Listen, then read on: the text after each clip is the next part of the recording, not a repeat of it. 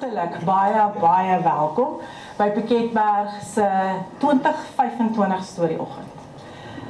Dis elke jaar 'n hoogtepunt op die program vir ons.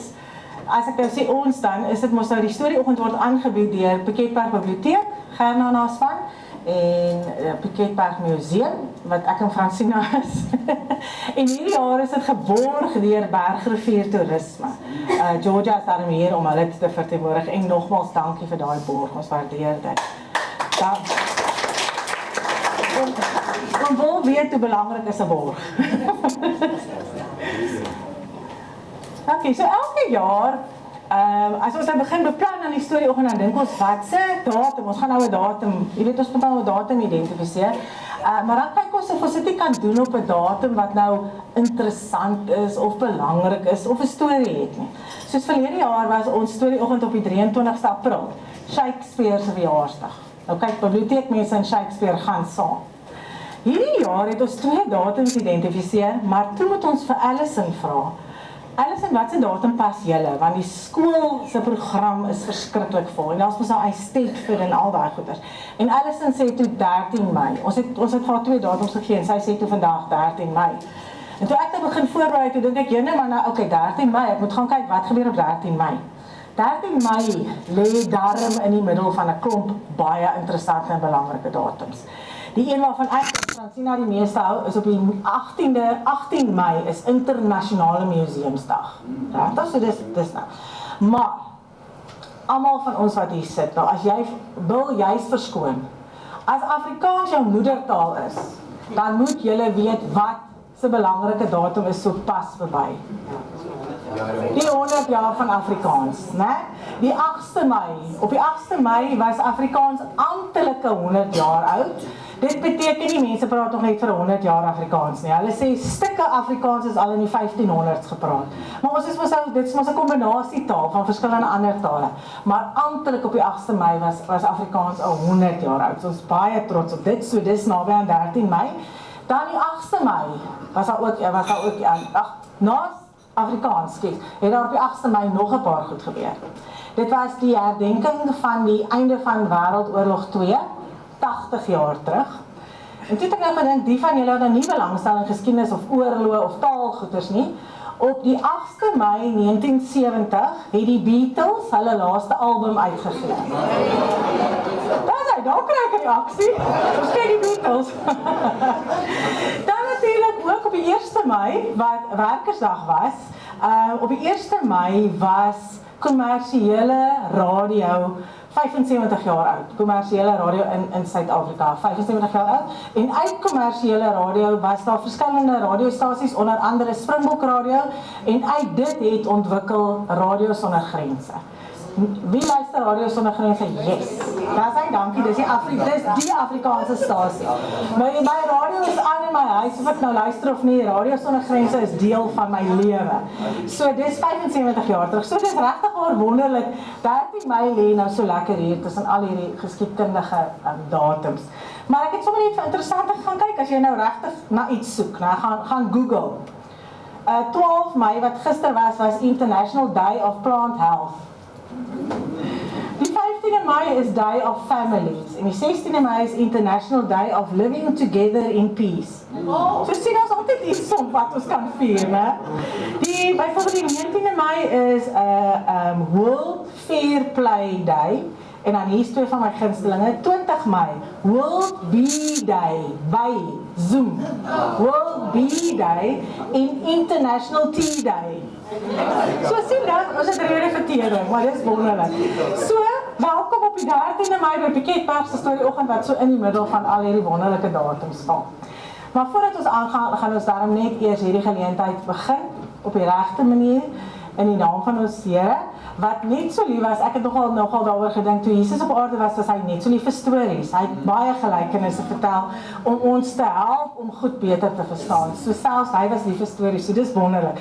Maar ons weet sy seën is op hierdie dag, maar kom ons sluit die oë en ons bevestig dit. Here, wat 'n voorreg om hierdie geleentheid in U naam te kan begin.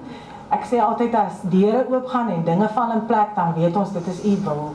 En alles het so mooi uitgewerk en U het deur die Gees vir ons gelei tot hier vandag. En dis vir ons so lekker. Here, mag dit wat ons vandag sê en doen en hoor en ervaar, mag dit tot eer en verheerliking van U naam wees. En dankie dat ons kan weet, Here, goed wat mooi is, en wat goed is, en wat reg is, en wat positief is, en wat lekker is, daai goed kom alles uit U hand. U hou daarvan as ons iets geniet, want U het gekom sodat ons die lewe kan hê en dit in oorvloed. En daarom loof ons U ook vir hierdie geleenthede. Dankie dat ons weet U seën rus daarop. Amen. Dankie. Ek sê dit elke jaar, maar dit is ons weet dit by storieoggend. 'n Storie is nie net 'n ding op 'n bladsy nie. Stories neem verskillende vorms aan. En een van ons almal se gunsteling vorm van 'n storie is natuurlik 'n liedjie. 'n Liedjie vertel ook 'n storie. So ons is baie bevoorreg om vandag vir Alison en twee van Piketberg Hoërskool se leerders hier te hê. Hulle is eers op die program, want hulle moet teruggaan. Hulle gaan nou die res van dit mis, al die lekkerte. Hulle moet teruggaan, is nou pause. So hulle gaan vir ons 2 liedjies sing en dan gaan hulle net gou oppak en dan gaan hulle terug.